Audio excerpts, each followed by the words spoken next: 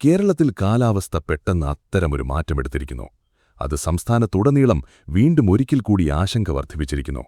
കാരണം ഇപ്പോൾ പുറത്തുവരുന്ന സൂചനകൾ പറയുന്നത് കഴിഞ്ഞ കുറച്ചു കാലമായി ശാന്തമായി കാണപ്പെട്ടിരുന്ന മഴയുടെ സിസ്റ്റം ഇപ്പോൾ വീണ്ടും വേഗത കൈവരിച്ചിരിക്കുന്നുവെന്നാണ്.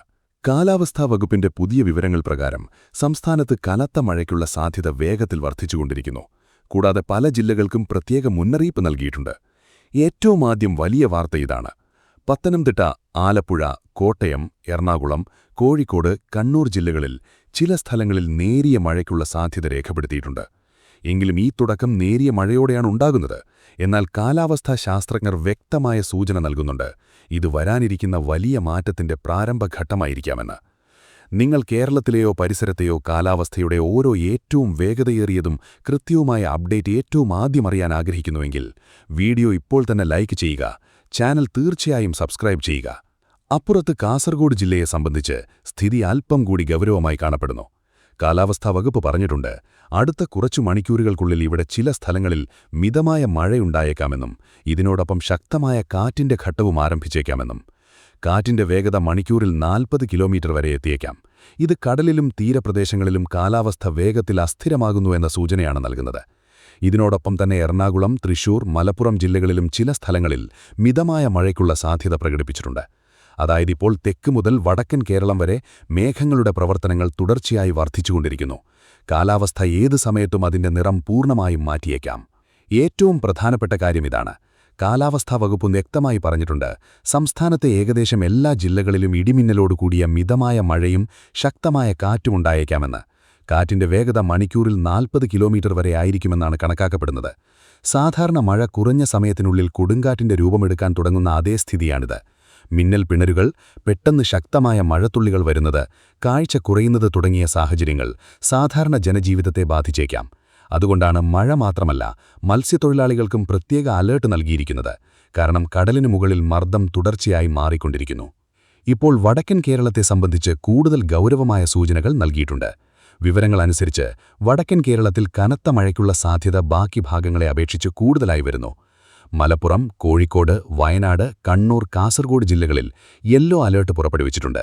ഇതിന്റെ വ്യക്തമായ അർത്ഥം ഈ മേഖലകളിൽ വിവിധ സ്ഥലങ്ങളിൽ കനത്ത മഴയുണ്ടായേക്കാമെന്നും സ്ഥിതി വേഗത്തിൽ മാറിയേക്കാമെന്നുമാണ്. കാലാവസ്ഥാ വിദഗ്ധർ പറയുന്നത്, ഇപ്പോൾ സജീവമായിക്കൊണ്ടിരിക്കുന്ന മേഘങ്ങളുടെ തീവ്രത അടുത്ത 1-2 ദിവസത്തിനുള്ളിൽ ഇനിയും വർദ്ധിച്ചേക്കാമെന്നാണ്. അതായത് ഇത് തുടക്കമാണ്, യഥാർത്ഥ മഴയുടെ ഘട്ടം ഇനിയും ബാക്കിയുണ്ടായേക്കാം. ശാസ്ത്രജ്ഞരെ ആശങ്കയിലാക്കിയ മറ്റൊരു വലിയ കാരണം എൽ നിനോയുടെ സ്വാധീനമാണ്. ഇക്കാരണത്താൽ കഴിഞ്ഞ കുറേ ദിവസങ്ങളിൽ സംസ്ഥാനത്ത് സാധാരണയേക്കാൾ വളരെ കുറഞ്ഞ മഴയാണ് രേഖപ്പെടുത്തിയത്.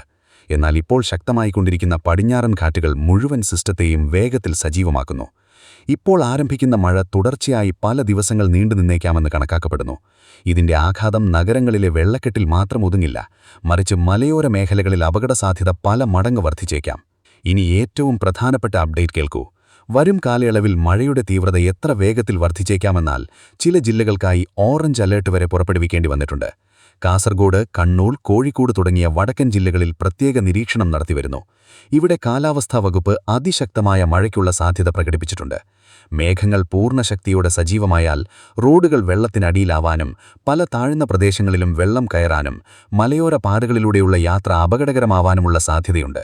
ഭരണകൂടം സ്ഥിതിഗതികൾ നിരന്തരം നിരീക്ഷിച്ചു വരികയാണ്. ആവശ്യമെങ്കിൽ മുന്നറിയിപ്പിന്റെ നില ഇനിയും ഉയർത്തിയേക്കാം. ഇപ്പോൾ ഏറ്റവും വലിയ ചോദ്യമിതാണ്, ഇത് വെറുമൊരു സാധാരണ കാലവർഷത്തിന്റെ മടക്കമാണോ, അതോ വരും മണിക്കൂറുകളിൽ പ്രകൃതി കേരളത്തെ മുഴുവൻ വീണ്ടും കനത്ത മഴയുടെ പിടിയിലാക്കുന്ന അത്തരമൊരു രൂപം കാണിക്കാൻ പോകുകയാണോ എന്ന്.